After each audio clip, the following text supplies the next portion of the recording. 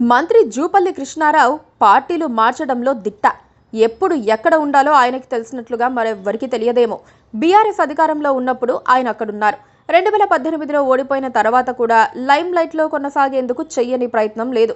ఇక బీఆర్ఎస్ ఓడిపోతుందని తెలిసిన తర్వాత ఆయన ప్లేటు ఫిరాయించేసి కాంగ్రెస్ పార్టీలో చేరారు. ఇప్పుడు ఆయన మంత్రిగా ఉన్నారు.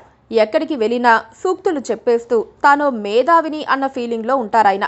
అధికార పార్టీ అసంతృప్తి పరుల్లో ఆయన కూడా ఒకరేమో అన్న అనుమానాలకు తాజా వ్యాఖ్యలు తావిస్తున్నాయి. ఆదిలాబాద్ జిల్లా పర్యటనలో ఆయన సంచలన వ్యాఖ్యలు చేశారు.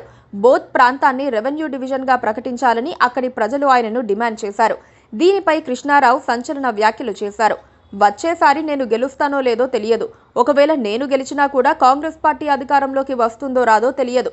అందువల్లే నేను ప్రజలకు ఎటువంటి హామీ ఇవ్వలేను. నా జేబులో నుంచి ఖర్చు పెట్టే డబ్బైతే చెప్పగలను. ప్రభుత్వం నుంచి వచ్చేదానికి నేను హామీ ఇవ్వలేను అని మంత్రి స్పష్టం చేశారు.